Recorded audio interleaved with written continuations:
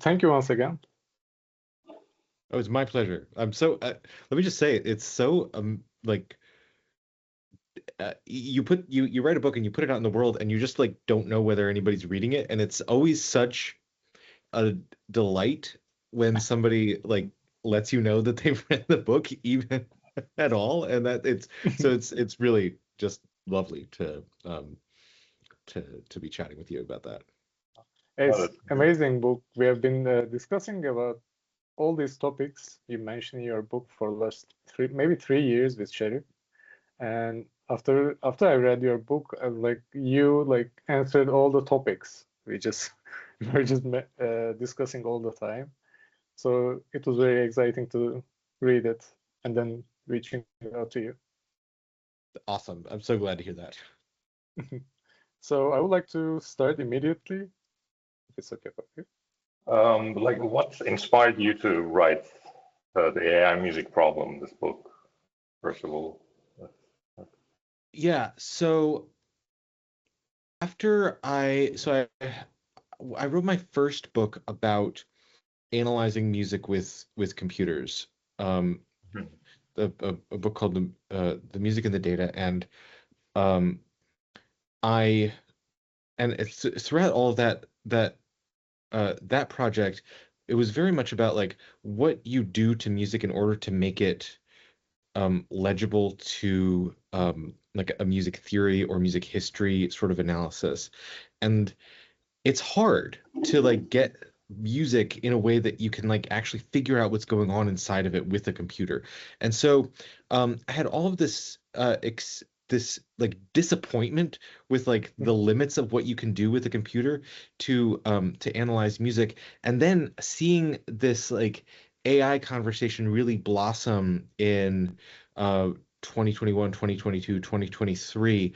I was like, all right, let me see if I want to see what I can learn about what's going on in music and AI and see whether they've figured some stuff out that I haven't. And I I guess I was realizing all of the problems that I was experiencing as a music analyst were also being experienced by folks that are in the AI space.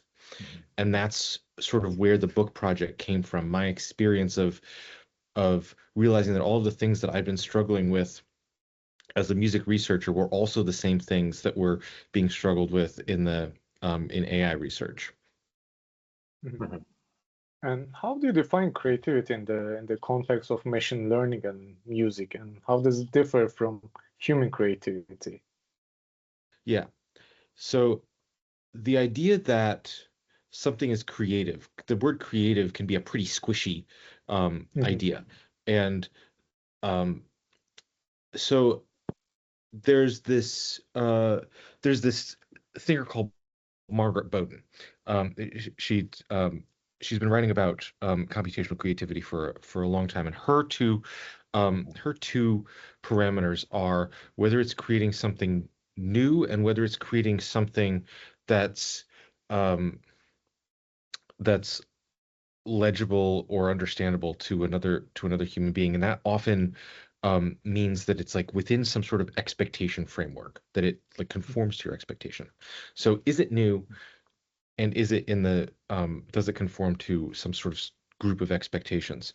And I think that those two things worked really well for a long time because computers were spitting out stuff that was new, but it was often this like pile of um, things which were like basically probable but didn't really make sense to a human being. And anybody that's like tried to have a computer like just generate new content, like they'll know what I'm talking about, like because it's Yeah.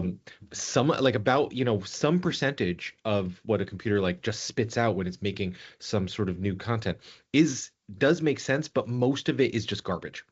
And you need some sort of human there to say this is trash, this is not.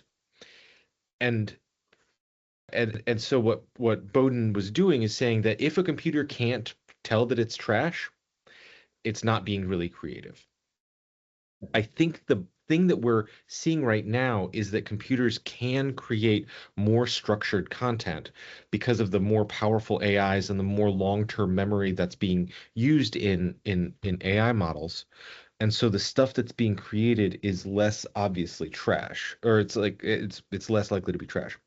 And so I think that this is why the conversation is now reorienting towards, do we know whether there's a human behind this? That that there might be this other level of creativity that just requires a human on the other side, that there's this like intention that you have to know is behind some sort of object, some sort of new piece of creativity, that you're like, yes, that's definitely creative. Like, it can be new, it can be not, it can conform to your expectations, but unless there's a human behind it, I think there's some sort of special creativity that that we attribute to that particular moment. Mm-hmm. You argue in your book that music receives less attention and resources in AI research compared to other fields. Like, what do you think are the main reasons behind this? I think that that is pretty self-evident, that music just gets less funding, gets less. I mean, there's a reason that, like, when people tell their parents that they're going to school for music, that their parents are like, question that decision, right? Because there's less money in music than there is in other fields. And there's this little anecdote that I like to bring out, where the week that Suno, the AI generating the AI bot Suno that generates really high quality music, went and it got it hit there was a news cycle where it was like, oh, Suno is being valued now at $500 million. That's a huge amount of money for an AI music company. But that same week, there's a ChatGPT rival called Cohere that I've never heard of. You've probably never heard of. Cohere got valued at $5 billion, right? And so there's this like the smallest actors in the chatbot field are being valued 10 times more than the biggest actors in the music AI field, right? That's the discrepancy that we're talking about. Why? I think there's a bunch of different reasons. One is that, then the big reason is that it's not obvious how to monetize these bots. I think that a chatbot can write beautiful poetry, but it can also help you write an email for your 9-to-5 job. It can also help you write like advertising content. It can like help you write code to make the next big Apple Store app or whatever, right? Like all these these things that the chatbot can be creative, but it can also help you make money. Music AIs can make new musical content, but like, how did they make money? There's a few ways, but not a lot of ways. And I think that that's the sort of what's putting the cap or the downward pressure on the amount of financing that's going into musical AI. And given the limited audience and commercial payoff, what motivates researchers and companies to continue investing in this area, AI-generated music? I mean, I think that there is some payoff. I think that there's and I think that there's a lot of I think there's two things. I think they're chasing after the money that is there. More people are streaming than ever before. People like, I mean, when I was a kid, I think very few people would like have music constantly going on in the background. Like, you turn on the radio and you have the radio going on in the background. Sure, fine. But like, there's way more people now who have like their earbuds in all the time, that they sleep. Their 7.5 hours of sleep is just, they turn on their Spotify and they let it go. And it goes all night. I think that AI bots the AI companies are chasing that experience where people are using more and more music as background, and that's a really reasonable place to expect AI to be useful, to just sort of like generate constant music while you sleep. Awesome. And some people are going to pay $5 a month for that or whatever, right? And but then I think that there's also the second category is that you have people like me out there being like, oh, there's no future for this or something like that, right? But we don't really know, and so there could be a huge upside out there, right? That we don't, because we don't know what's gonna happen in the future. And I think that there's just a lot of people investing in AI, hoping that there's going to be some future that things that we don't, opportunities that we don't yet know. And so I think that that's another reason that people are putting money into this. How did limitations of data set size and quality influence the kind of music AI can produce? Yeah, Sheriff, what you're talking about is how there's less AI, there's less music on the internet than there is other kinds of content, right? That and you say that out loud, and somebody could be like, well, Spotify's got a lot of music. There's a lot of scores online, and so like you say that out loud, and people are like, is that really true? But the thing is, you've got to compare what's available in music to other domains. Like if you just look at how much music is on YouTube, which is a lot, but then you compare that to what the non-music content on YouTube, it's an order of magnitude different. There's hundreds of years on Spotify, but there is tens of thousands of years on of text content out there, of like of voice content, of TikToks, of reels, of things like that. It's just a different order of magnitude. So how does that affect? So that it just means that there's this ceiling on the amount of good data that there is out there. And so in this world where like ChatGPT is trying to use, or OpenAI is trying to use every single bit of content on the internet ever, and they're still saying it would be great to have more data, music just has less data. I think it affects what's going on by having more overfitted models. So overfitting is when a model, rather than generalizing, goes into its data set and plucks a specific moment. So instead of being like, how often does this chord move to this chord, or this sound move to this sound, it's just like taking a slice out of a piece of music and plopping it right into the generated content. And I think that because there's less data available, we see more overfitting in music models than we do in other media's models. I'm sure any of your listeners who have played around with Suno or Udio, the two flagship music generating bots, have heard a piece of music and been like, that sounds like insert specific song or insert specific artist. And it's because these bots aren't generalizing the way that a chat bot or an image generating bot does. Like you generate a piece of 80s music and you're like, that sounds a lot like Madonna. Or that's or 1960s rock, and you're like, that sounds a lot like Little Richard, something like that, right? In a way that other media don't. So I think overfitting is the biggest problem that we're getting. So we can call music as a little messy compared to language from the perspective of AI. And what makes representing music to AI particularly difficult, and how does the process of tokenization shape what AI can or cannot understand about music? Yeah. So what's hard, one of the big problems with feeding music into a computer is that it's not obvious how to slice up your signal into something that the computer can learn. So in text you basically have one dimension, left to right. And it's a question of where you put your boundaries. Are you doing words? Are you doing parts of words? Are you doing every letter, right? But there's one question to ask on one dimension. Images, you do have two dimensions, where you got to figure out, like, if you're trying to learn how to make a chair, you got to figure out in those two dimensions, where the chair starts and where the chair ends. In music, you do have two dimensions because you're going left to right, you've got your melody, and you've got your other dimension, harmony.